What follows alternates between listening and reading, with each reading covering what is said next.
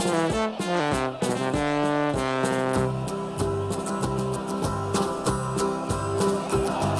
we come, blue and white, and we're looking good. You'll be in for a fight, and we fight pretty good. Getting goals is our job, and we get goals good. Looking good, we are Carlisle United. Hello everyone, you're listening to the Brunton Bugle, the number one place to get your Carlisle United fix in the podcast world. I'm Lee Rooney. And I'm Dan McLennan.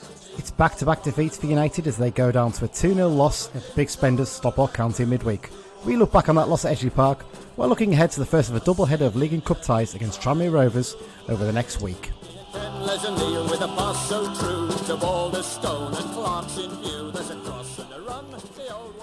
Yeah, not an enjoyable trip to Cheshire in midweek, was it, Dan? You made the journey down as well, didn't you? And it was a bit of a damp squib in the end, really. But, I mean, we'll talk about that in a second, but I just didn't have a great feeling going into that game with, suspensions and injuries. So I just felt maybe this is a game too far, and proved to be, didn't it? Yeah, well, obviously I'd heard about Huntington earlier in the day before it was sort of common knowledge, and it was a bit like, this is going to be the straw that breaks the camel's back. And you just get that feeling Stockport are just getting that little bit of momentum out here. We'll talk about how impressed we were with them later anyway. But yeah, just a bit of a frustrating one, but there you go. Right, should we get into it then? So first up, we've got the usual notices, obviously telling you all about the sponsorship and things like that. So yeah. We're very proud to say that once again this season the podcast has been sponsored by the Carlisle United Sports Club London branch. The London branch is open to all Carlisle United fans. They've got members from Cornwall to Dundee and Houston, Singapore, and of course every part of London and the South East. They regularly meet up on away trips as well as arranging many social events, sports games and fundraising for the club. They'll be providing us with information for the away games as part of the preview section this season too. You can find out more about the London branch at their website, carlisle-londonbranch.org. Just a reminder also, if you don't already, please do subscribe to the podcast. You can do that on any good podcast app, wherever you get your podcasts, whether that's Apple Podcasts, Google Podcasts, Spotify, Pocket Casts, any good podcast app. If you just search for the Brunton Bugle, click subscribe, and then every time a new episode comes out, you will get it straight into your inbox. And if you don't already, please do follow us on social media. We're on Twitter, at Brunton Bugle. Same address on Instagram, at Brunton Bugle. If you search for the Brunton Bugle on Facebook and click like, you can follow us there. And we're also on the Be Just Unfair Not Facebook group, which is a fantastic community. Over 3,000 people in there. Would recommend joining it, definitely. We're on the companies.net message board, and you can find us on email, bruntonbugle@gmail.com. Okay, Dan, that's all that usual guff, I think, as you put it that way, out of the way. Obviously, not guff that the London branch is sponsoring us. It's very good of them. Into the news section. There's no news. It's fairly quiet of late, isn't it, really, in terms of off-the-pitch sort of news and things. So, one thing I will say is they've confirmed the kick-off date for the Tranmere Rovers FA Cup game, so that's going to kick off on, as we expected, Saturday, the 5th of November at 3 p.m. If you're a season ticket holder, you can get a half-price ticket for this game, so it's only £7.50 a ticket, which is pretty good, isn't it, to be fair? You can't knock them for that, can you? No, can't knock them for that. Otherwise, it's £15, I think, for pretty much all areas, isn't it, whether it's standing or seating, so decent enough, to be fair, in the end. Let's do a very quick loan watch roundup, Dan, because there's not much to cover, is there, really, because there was only a couple of midweek games for our players. First up, Max Kilsby wasn't involved for Annan in the Scottish FA Cup game, was he? No, some game this was, wasn't it? Oh, incredible. I mean, they played against junior side Pollock. It's a junior level sort of below Lowland League and Highland League that feeds in, isn't it, basically? But a lot of the teams are probably better. Yeah, because they've got a bit of money behind them and they're not too fussed about getting into the Scottish League setup, are they?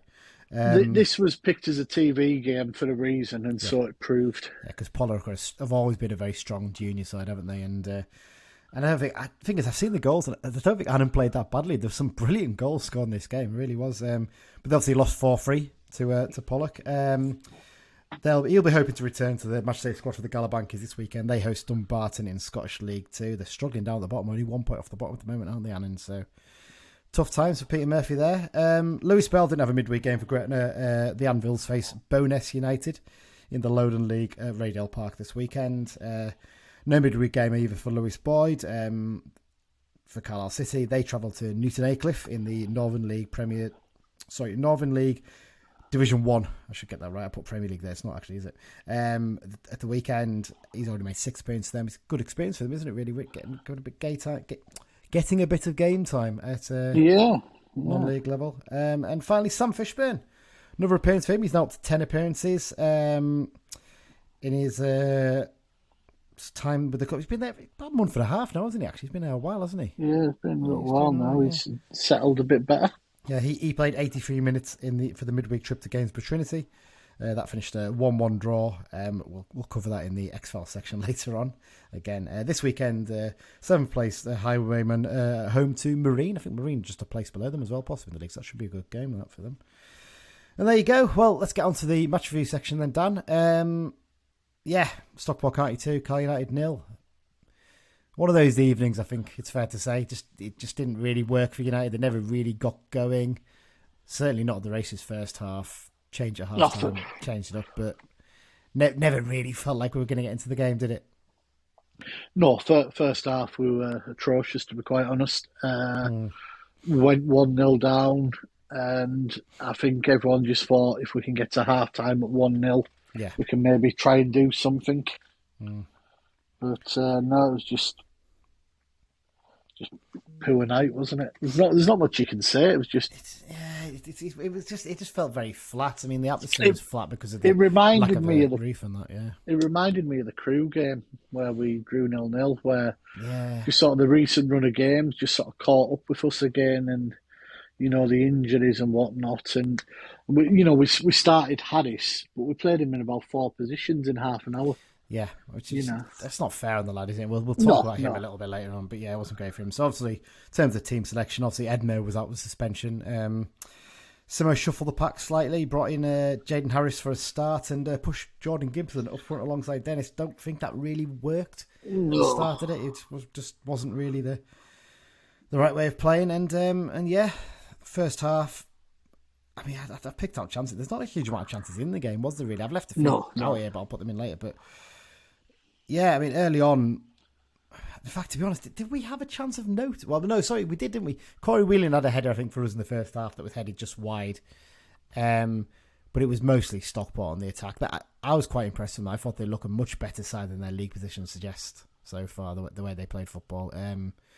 Early on, Miles Hippolyte, who's probably one of the star men for them, he nearly scored a spectacular overhead kick, didn't he? With the corner came, he headed back to him, and he was only a yard or two over. I think Thomas Foley did have it covered if it was low enough. Yeah. But then the goal came, and it's a weird one, this goal. I think it's a combination of us not defending very well, but also a brilliant little bit of play by Paddy Madden to play the ball forward to Hippolyte. So essentially, we lost the ball sort of deep in the Stockport half.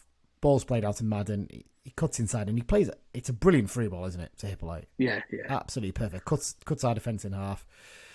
Callum Guy just doesn't track Hippolyte for me on this one. I think he just goes to sleep a little bit. Hippolyte's away and then finishes well from the edge of the box. Do you think Holy maybe could have got out a bit quicker and come out a bit further? Maybe, but I don't think he'd have been able to do much. No, I think it's one of those ones. It's just, as a keeper, you're going to have to sell yourself, aren't you, really, if you get too close? That's the thing. So he tried to give himself as much time as possible. And really cool finish from Hippolyte. There was one other good save from Holy, actually, wasn't it, just before half-time as well, from a header that he palmed wide. Into the second half, bringing on Jack Stretton made a big difference, didn't it, I think? We looked a lot more lively. Caused a few problems early on. There was one chance, particularly, I think, before the goal. Good bit of play down the left by Stretton. He gets a shot away. Comes nicely to Gibson and he hits it. And it's one of those ones, it looks better at first. Glance, probably from your side, it probably looked very close because you were on the side, weren't you, rather than behind the goal? Yeah. But actually, it was going well wide as soon as it left his left foot. And you can see that from the camera angle went afterwards. But that was kind of, at that point, you thought, okay, we might well get into this, especially Stretton causing the problems down the left. But then, what do you know? They get one on the break. And again, is there a question that we could have defended this a bit better? Maybe. But, we're 1-0 down. We're chasing it a little bit. It's, you're going to leave gaps, aren't you? I feel like Callum Guy maybe could have stopped Paddy Manning a bit sooner, maybe stopped him turning inside. But it was a nice little bit of interchange play after that. The lad gets the ball into the box, and I mean, Kyle Wotton's towering over Finn back, isn't he? I don't think he's going to be stopping him to get to that header, and Holy's not got a chance here for him. Beyond that, United's best chance of the game, and the second half especially, was Christian Dennis. It was a lovely little lofted ball into the box by Moxon. He was doing this a lot in pre-season, wasn't he, Moxon? He hasn't had a chance to do it as much since the season started, but it was a nice lofted ball over the defence. Not quite perfect for Dennis. That's not saying it's a bad ball, but if it had a little bit less on it, he wouldn't have had to stretch as much as it was. He was stretching to get to the ball. He did well to connect how he did. I was on the perfect angle for it on the side, and he did well to get the shot off. I thought, I 100% agree. It's not that it was a bad ball. He just needed a little bit less on it, and he wouldn't have had to stretch. And as it was, he was stretching on his weaker right foot, and he did very well to actually even hit the post. To be honest, it looked to me like he was going to hit it wide when he first hit it. Yeah. But bit unlucky with that. But to be honest, they could have had a couple more, couldn't they? Really on the break, I think there was one. Holy made a couple of really good saves. One in particular from Paddy Madden from a sort of header from the penalty spot that he just managed to claw wide of the post, and that was it really. It just felt very flat. And I mean, when you look at the bare stats of the game, Dan, possession-wise, we weren't that far behind. I didn't feel like it was like that during the game, but we must have had a lot more of the ball second half, because the first half we definitely felt like they were well on top. Yeah. But chances, I mean, the 16 shots they had, and 5 were on target. We had 8 and 1 on target. Obviously, the one hitting the post doesn't count as on target, but it kind of felt like best side won, basically, didn't they? Essentially, there was not much to argue about, was there? And should we get straight into the 60-second reviews? Yeah. This one now. First up, we'll have young Craig Robson, who's a regular contributor. You went down in the car with him, didn't you? And he was. Obviously Craig wasn't driving; his dad was. But, me and my mate got a lift with him. So. And apparently, he was very critical, wasn't he, of the performance? You said. So let's hear what he actually had to say in his 6-second review. Well, it's Carlisle, isn't it? What more can you expect? After a disappointing Saturday afternoon, we really had to bounce back with a win and to not start a run of us losing, but it didn't happen. Again, we were destroyed by the injuries and suspensions, and we definitely missed Huntington at the back, and we had no attacking threat at all. I think that Moxon needs a big rest. When he came in, he set a level, and the second he falls below that level, the team falls apart. And no disrespect to the Scottish leagues, but there are some really decent players, but it is a really big step up, especially considering that he was sitting in a van day after day after day. He needs a little rest so that he can get back to the level he set at the start of the season. But here lies the problem, because all the midfielders on the bench don't fit in the team as well as Moxon. Anyhow, now I've spent so much time talking about the injuries, let's get into the game. Defensively, like I said, we were poor. Feeney and Whelan couldn't deal with them. Then in midfield we kept making stupid passes or losing possession too easily. And then Dennis and Gibson didn't really get in behind them until the second half. Second half performance was a lot better, even though we conceded another goal.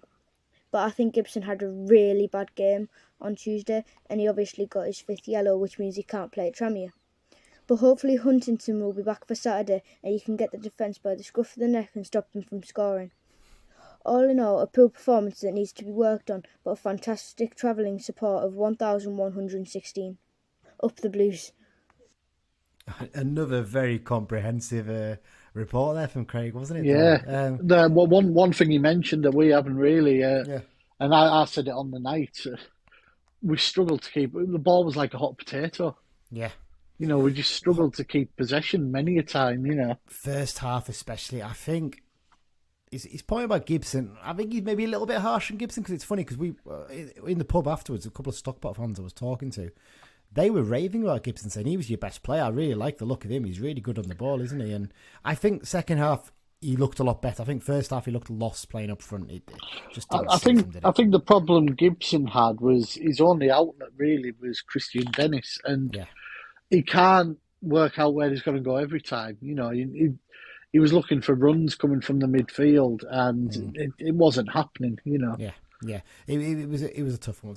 I think the booking's frustrating, really, because of all the people to lose at the moment, losing him is not really ideal, is it? We're a little bit short. Yeah, especially as we don't really have a like for like with both Hilton and Devitt out. Exactly. Yes, I mean Jaden Harris will try his hardest in that position, but that's not his role. Let's be fair. No. He's certainly more what one you'd bring in for Guy or Moxon, isn't he? His comments on Moxon interesting. I think the problem is at the moment he's right that we haven't really got any options really to bring into. There's nobody to give him a rest now and again, is there? That's the problem. Charters maybe a push. Maybe you do that for the FA Cup game. Give Charters a run in that one. Maybe possibly. I don't know. But maybe. But it's a fair point. Maybe he's tiring a little bit. I mean, I feel like he had a much better second half, Moxon, when things changed up. I thought actually Guy was the they all did to be honest, because first half were pretty poor. Yeah, we were pretty poor indeed, and I think he's right about getting Huntington back, and it'll help. And that's not a criticism of the defenders. We know they're all good defenders, but I think when you lose Huntington from it, you do lose a little bit of that leadership against a clever forward like Paddy Madden, who had a really good game actually for Stockport. I think he was probably unlucky. If he got a goal, I think he would have been their man of the match. I think it's only Hippolyte scored and had a decent game that he got the man of the match. I think really good assessment there, Craig. Fair play. What other points did he pick up on there? I'm trying to think of anything else that he said might be worth talking about. But I think he summed it up pretty well, didn't he? So yeah, no argument there. Right, let's do another quick 6-second review. This one's from Greg Bullman, another one of our regular contributors, and here's what he had to say. Hi Lee, thoughts on Tuesday. I thought the better team won. We weren't at the races at all, but I just think the injuries have mounted up on us now. We've got very little going forward now. I thought Stockport looked a well-organised team. There was nothing spectacular, but they were just well-organised and they were clinical in the chances that they took. It's just the injuries are mounting up, and it's going to be like this for a couple of weeks now. I think in hindsight we have been overachieving this season.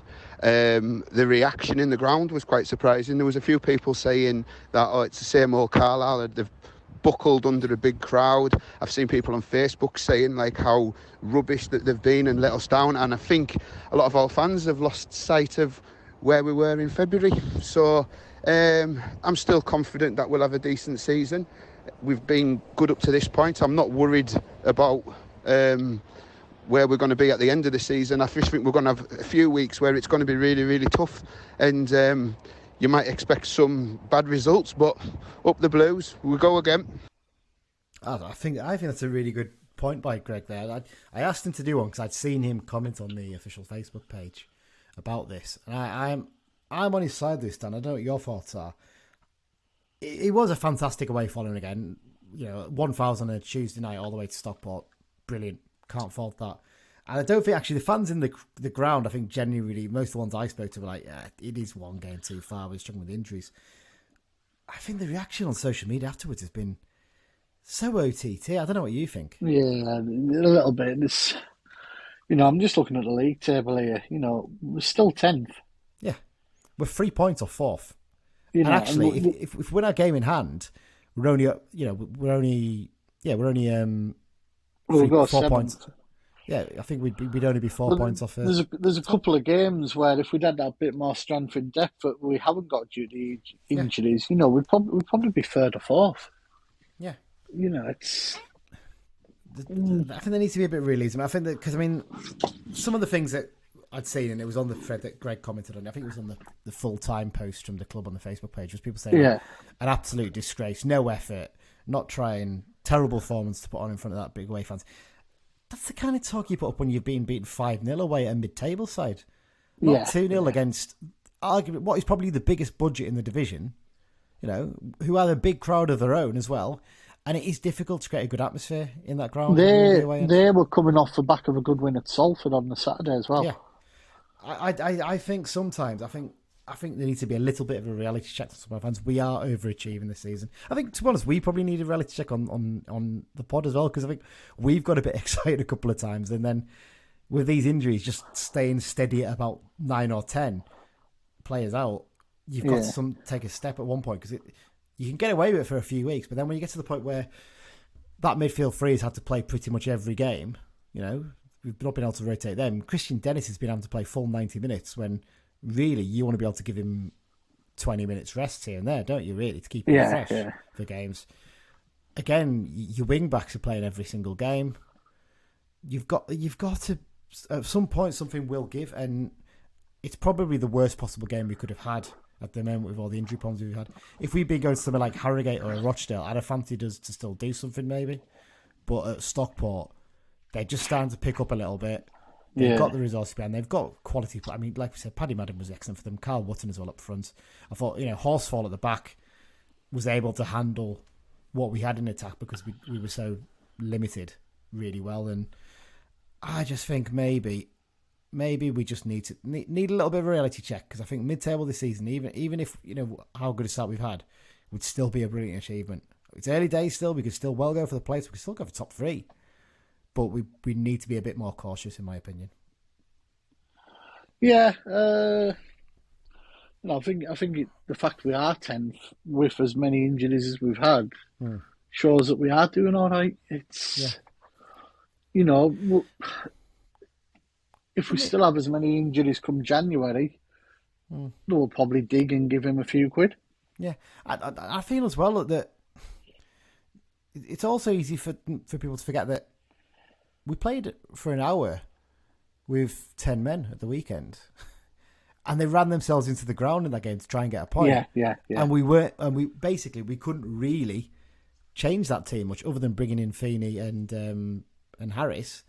All the rest had to pretty much play because we just didn't have the numbers. So I just think some of the fans just need to calm down a little bit. They get far too overexcited sometimes, and I think Simeu knows it wasn't great. And I mean, Simeu was talking about, we need to get ourselves out of a rut here. And I think there's people talking about a 3-game losing run. Now, obviously, we don't recognise one of those games on this podcast. And I think, actually, if any other fan should take a look and think, don't worry about that Barrow game. It means nothing. Yeah. It means nothing in the grand scheme of things, of an unbeaten run or anything like that. It doesn't. We've lost 2 games. We basically lost 2 games to one narrowly to the team that's top of the league when playing for an hour with 10 men, and the other to the biggest spending club in the division, who are starting to hit a little red patch of form and backed by a big crowd with, basically only one fit striker to start the game at least. So, yeah, I think it needs to be a little bit calm from that anyway. But a couple of other points I picked out, Dan. How impressed were you with Stockport? Which we don't always talk about the opposition here, but I interestingly, Greg said that he felt it was a really well-drilled, well-oiled outfit, not too many impressive players. I tend to agree with him. I think in attack they've got a couple of really decent players, but I mean the fact that they were able to bring Anthony Sarcevic off the bench later on tells you how good they are, doesn't it? I think they were just very well drilled and organised. They all seem to know the job. They've got quite a bit of experience in the team. They were decent. One of the better teams we've played so far. I mean, Mike's made the point, isn't it? There always seems to be a team who are well fancied but struggle early on.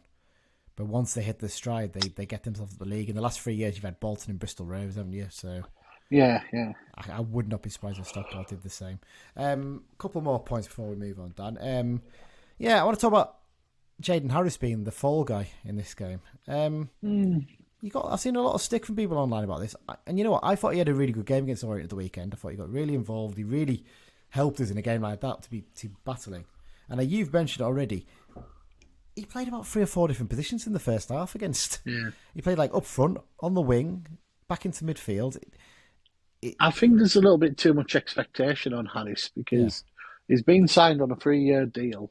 Now, I think he's been signed on a 3-year deal as a little bit of a project. Yeah. Simel obviously sees something in him.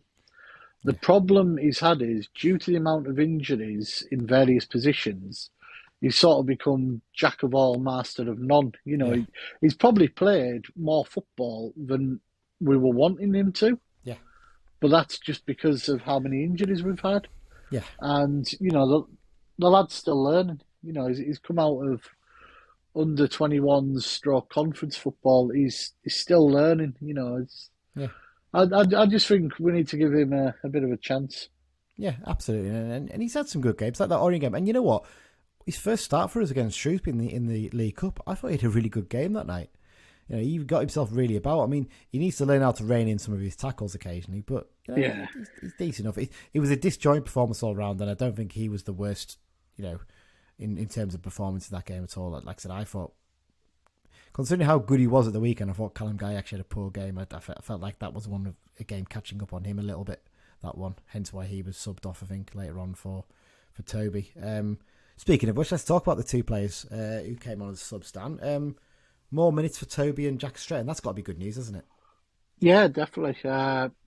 I listened. We had Radio Cumbria on the radio on the way back, and we heard Paul Simpson's post-match, and he said that Stretton didn't even train properly on the Monday He came in Tuesday morning, did a bit with the physio, and basically said, "Yeah, I feel good." And they didn't want to risk him 90, but they were like, "Well, if you feel good, we'll take the gamble." And touch wood, he came through it okay.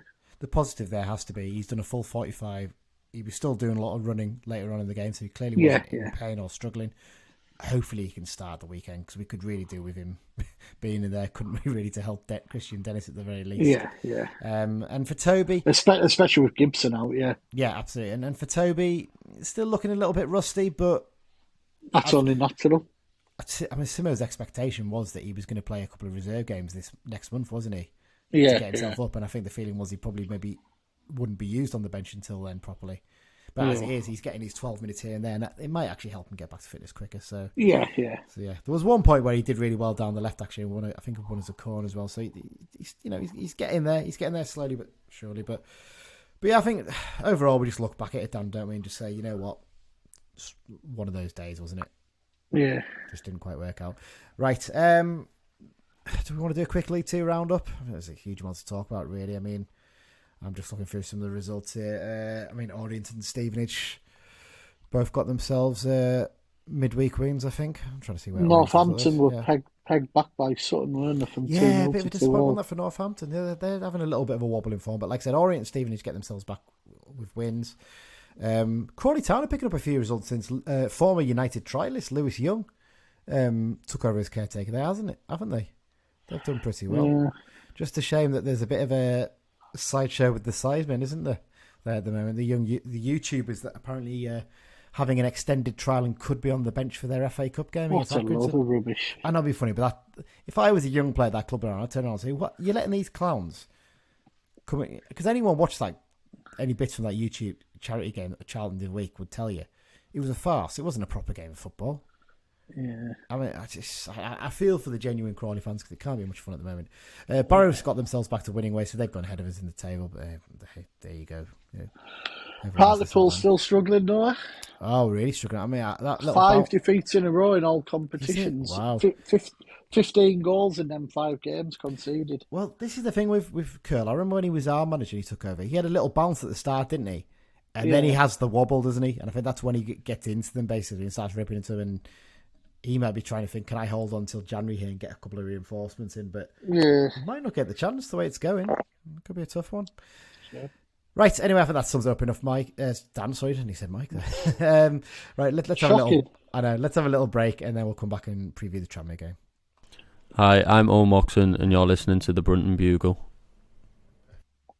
There's the Denton home PLO himself taking us into the second half. Just a reminder as well, obviously you can still catch our interviews with both Owen Moxon and Thomas Holy up on our podcast feed. So just go and search for it and you can find them there, download them and listen to them at your leisure. We'll hopefully have another one early next week.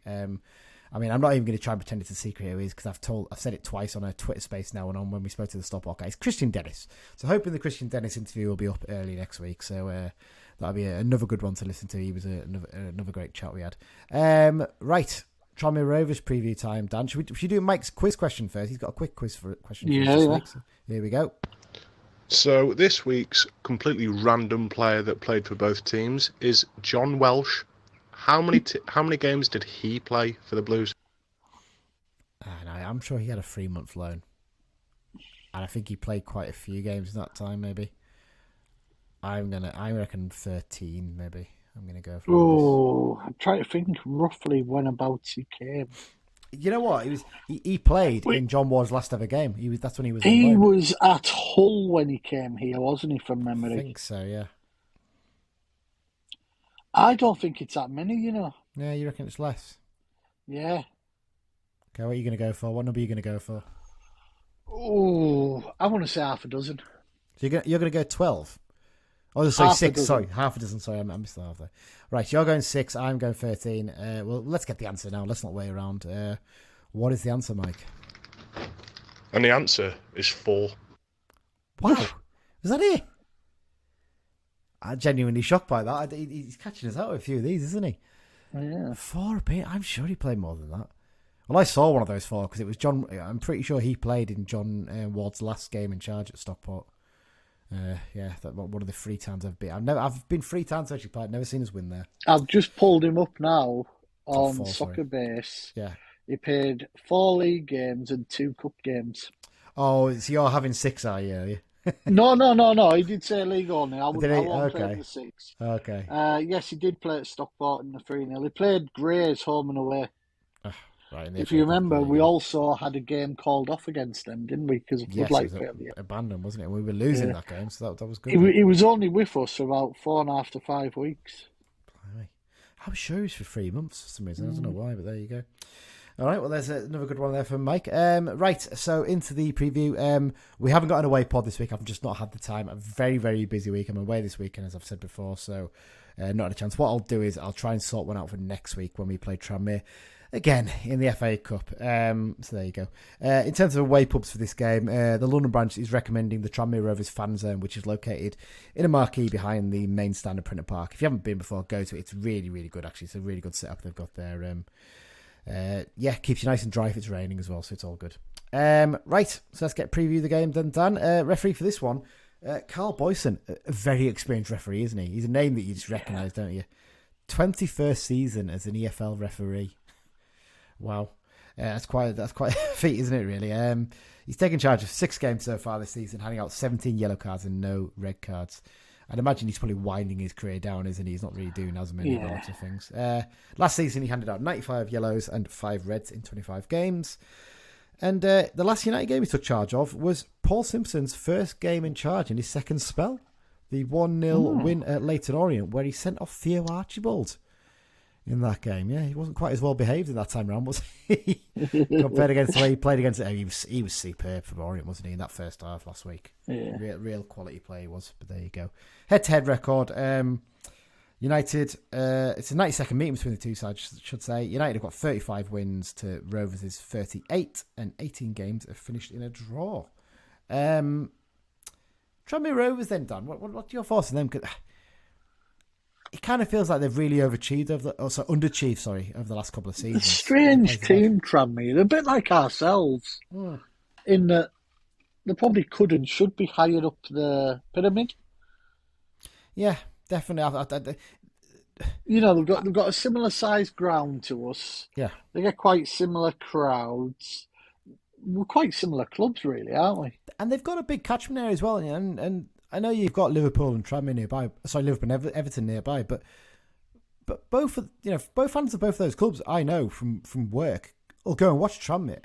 So they get people who will pop along and say, I'll go and watch it. I think they get it a lot more than, for instance, like a Rochdale or a Stockport or clubs like that do from Man United and Man City. They get a lot of scousers basically, we'll pop over to Tranmere for a game this weekend. And on the Wirral, I mean, it's a huge number of people living in the Wirrals, and they are the team of Wirral. So, I just feel like over the last couple of seasons, in terms of what they've had in the squad and stuff, I know Mickey Mellon's come back just over a year and a half ago now. I just feel like that maybe last season they should have done better. I think, obviously, against us, that game against us, the 2-2 draws are an example, really, isn't it? Where they should have really wrapped it up against us, and they let it slip away in injury time. I think that's what cost them a playoff place in the end, wasn't it? Yeah, they just. I don't know. I think when I was really getting into football, they were the championship team. Yeah, drawing them at home in the cup instantly brought memories of '97 when Aldridge got sent off. Yeah, that was considered a giant killing then. Yeah, for our younger fans, maybe don't remember. So we basically played them in. It was late '96, wasn't it? Actually, it would have been because it would have been second. No, sorry, you're right. It was early third round because we got Sheff Wed in the fourth. You're right. You're absolutely right there. So it was early January, and it was just after the East Stand had been open for a bit by then, hadn't it? Really, and it was decent crowding and basically John Aldridge absolutely lost his head in this game. He was player manager for Tranmere back then. It was called off on the Saturday and then played on the midweek. And he just lost his head. Did he get sent off for abusing the linesman or something like that? Wasn't it in the end? I think. Yeah, he just went doolally. Well, obviously got sent off, and we picked up. Was it a 1-0 win thanks to an Archdeacon penalty, if I remember rightly, off the top of my head? I'm pretty sure an Archdeacon scored, whether it was a penalty or not. More often than not, it was for him, wasn't it? So, so that's another one bringing back great memories. And both me and you will remember a few years later we played them in the FA Cup as well, didn't we? At Prenton Park, By this point, they were a second division League One side then. Not quite as good, was it? A 6-1 defeat. No. Yeah, pretty dreadful all around that was that day anyway. Let's talk about their current squad then, Dan. Bit of quality in there, I think, still. They let a few big players go in this summer. But up front, especially, Kane Hemmings is someone, who's got a Carlisle United link, of course, hasn't he? His dad, Tony, was a Carlisle United player in the early noughties. Kane, he's done okay since going, hasn't he? He scored a few goals. He scored quite a few goals for Burton at the level above. But he's maybe not quite scored as many for Tranmere so far. Elliot Nevitt's an interesting one, isn't he? They signed him from Vauxhall Motors, I think it was, in the summer. And sorry, not this summer, last summer. Didn't look quite well. I think when he played against us last season, early in the season at Brunton Park, he looked unfit. He looked a bit of a big lad, if you know what I mean. He looked like he'd come from lower non-leagues. Because, there was someone in my work who mentioned about Elliot Nevitt that obviously was not looking in great shape at the start of their season, but he's the first example of a player going away at Christmas and coming back looking better shape than he did before it. And he looks like a Football League player now, and he's been really good for them, to be fair. So he's been a real find. I mean, to get someone from such a low level. I mean, I can't remember if it was either Warrington, Rylands, possibly, or Vauxhall Motors. I can't remember which one they signed him from, but it was a very low level they signed him from, and he's done really well for them. I've put off talking about it for long enough. Should we talk about Dynel Simeu? Who? Yeah, exactly who. Unlike a lot of our fans, I don't get emotionally attached to many loan players. No. He had his time for us. It was welcome. We appreciate it. But he's not here now, so good luck to him. Yeah, apart from Saturday and Saturday. I tend to agree with you on that one. I think I love the fact that you bought into it when he was on loan, and you always appreciate that, because a lot of loan players don't. They come and they go, and that's the way it is. I'm not fussed about the fact that we didn't sign him this summer. I think if you gave me a choice and said to me, all right, you can either have Dynel Simeu again on a season-long loan, or you can sign Paul Huntington on a 1-year deal, and potentially he could end up staying longer, I'd say, thank you very much, I'll have Paul Huntington any day of the week. He's got that nous, he's got the experience, and there's every chance he's going to spend the next 3 or 4 years playing for us, isn't there, Paul Huntington? If he can keep himself fit and, be playing most weeks. And he gets that leadership. No, let's be honest. Would he get in our team? If our back three is all fit, at the moment, it's Feeney, Huntington, Mellish. Does he get in ahead of them?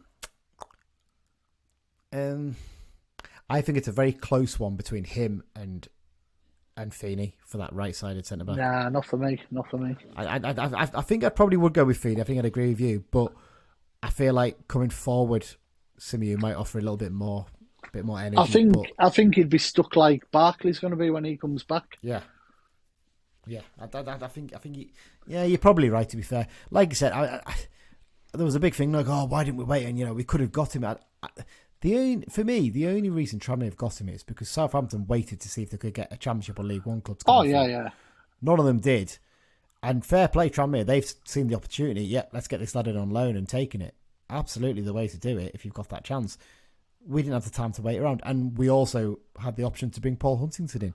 Brilliant. Let's get Paul Huntington in and have 3 or 4 years of him at his peak at this level playing for us. Absolute no-brainer for me. There's no reason why Paul Huntington, if he can keep himself fit, can't keep playing as long as Peter Clark has, for Tranmere and Walsall is that now. I genuinely think he's that good a player. So, I'm not as fussed on it. I'm sure some of our younger fans are probably a bit more excited about it, and, fair play to them. I'm sure in the past I've got very excited about players before. I used to really like Tony Hemmings when he was playing for us, which, I was one of a very limited few people who did. We all have our various quirks, Lee. Indeed we do. I'm sure you've got some very obscure players who weren't that good that you're a big fan of as well, Dan. So, I could do a special on it. Yeah, maybe we should. But yeah, looking through the rest of the team, bringing Paul Lewis back in the summer was quite a decent move for them as well, because he did all right in Northampton, didn't he? Obviously, could I talk about Paul McGregor for an hour? I reckon we could. We could talk about him and his indie career. We could play some of his music, couldn't we? Oh, definitely. Isn't he not doing a podcast or something soon? I'm sure he's launching his own podcast as well, Paul McGregor. Possibly. Yeah, something like that. Anyway, and yeah, I don't feel it's quite as strong a squad as last season, Tranmere, but that still should be a strong enough squad to get the playoffs, shouldn't it? I'd have thought. Yeah. And I'd imagine if they don't, that'll probably be it for Mickey Millen, I suspect. Cause you would think, wouldn't you? You would think. Yeah. Last time out, they were held to a second consecutive draw by one of the division's early strugglers. Because Rochdale picked up a point at Brunton Park. Both goals came in the first half. Ian Henderson for Rochdale, and then 4 minutes later, Kane Hemmings on 39 minutes equalised. I think they'll be disappointed by that, won't they? Yeah, especially as they've been on such a good run. But I mean, maybe the way they'll look at it is though they're 7 games unbeaten now. To be fair, and the first 5 games in that run, 5 wins and 5 clean sheets. Yeah, it's pretty good going. So maybe you are going to drop off a little bit about that. Yeah. Interesting point though. They didn't make a single substitution in this game, did they? That really shocked me. That I was like, you don't see that very often at this level, do you? Especially if you're chasing a game as well. You'd think you'd throw someone on, but clearly didn't think people on the bench were going to offer enough, did he? So, yeah, strange one, that one. It's going to be a tough one, though, isn't it? Because they've got the second best defensive record in the division. They've only conceded 11 goals in 15 games. The only team who've conceded less, Leyton Orient, who've conceded 9. Should be noted, 2 of those goals against Leyton Orient came against us. So, yeah, quite incredible, that, isn't it? Yeah, so, I don't know. Let's talk about United then quickly, Dan. This is a really tough one to judge, isn't it? Because obviously Gibson's out suspended. Who's available? The thing is, it's who's available. Then what do you do in terms of formation switching around? Because, as I said, Jordan Gibson's not available because he's got his 5th booking of the season against Stockport. Edmonton's serving the 2nd of his 3-game ban. I wonder if we'll maybe switch to a very flat 4-4-2 for this. How do you work that then? That's the question. That's the question. When I say flat, you either put in. Well, if Huntington's back, surely he plays. Yeah, Huntington's back, he plays. Now then, what do you maybe push Mellish into midfield possibly? You could maybe push Mellish on left midfield. Put him left midfield. Then you have you'd have Guy and Moxon in the middle. Who could play right midfield? I mean, it's frustrating because Taylor Charles actually could do a job on the left midfield as well. Actually, couldn't he? That's the only option. It's a hard one to judge, isn't it? I think he'll stick with the 3 at the back because I think we work around that basis. That's the way we play. Go 3 at the back. You can always move Mellish into midfield if you really need to and go 4-3-3. I think Harris starts and I think Stretton comes in having played his 45 against Stockport. I think Stratton will play with Dennis up front, and then you've got Toby on for Stratton if he's blowing a bit. Later on, yeah.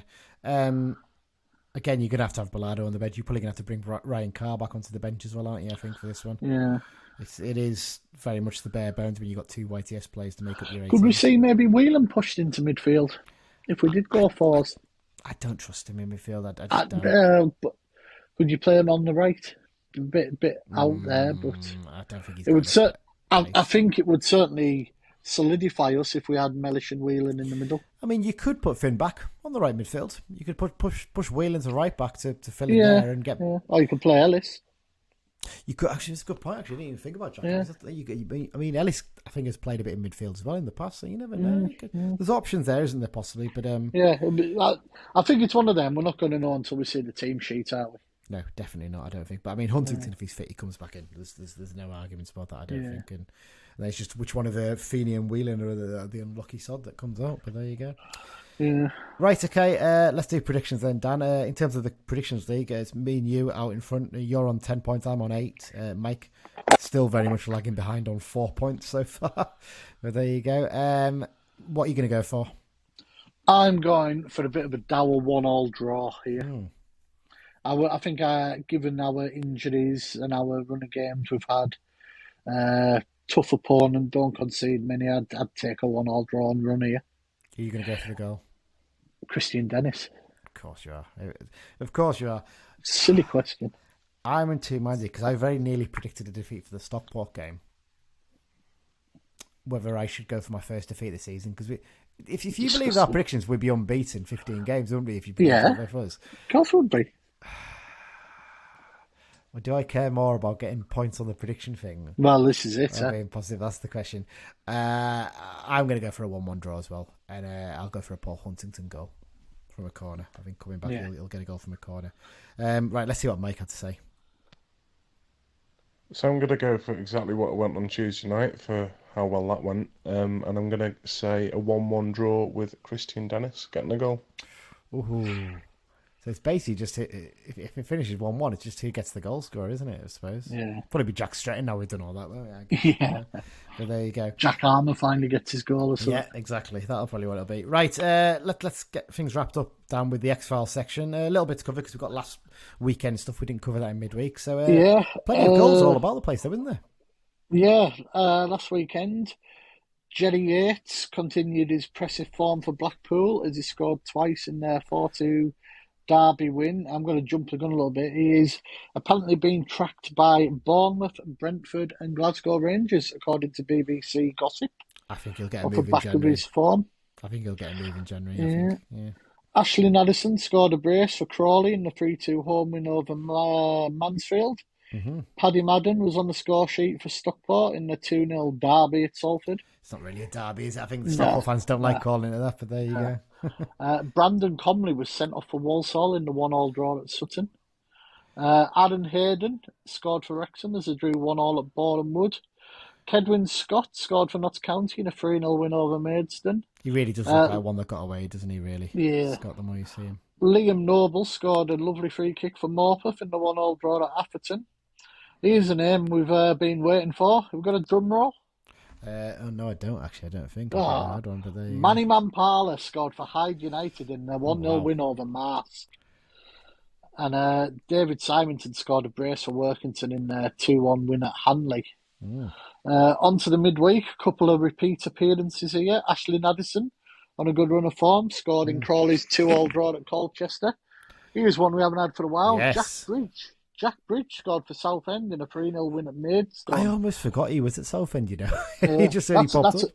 That's a good Essex-Kent derby, isn't it? Yeah. Adam Campbell grabbed a consolation for Gayton in a 3-1 defeat at Scunthorpe. Now, here's the one that we missed, signed for Wealdstone the other week. Scored in... they got hammered 6-1 at home to Notts County. Yeah. Micah Obiero scored for Wealdstone. 6-1 win for Notts County, and Kedwin Scott didn't even bloody score in it, did he? Yeah. Macaulay Langstoff did, though, didn't he? Again, one that you feel like we should have really been onto, but there you go.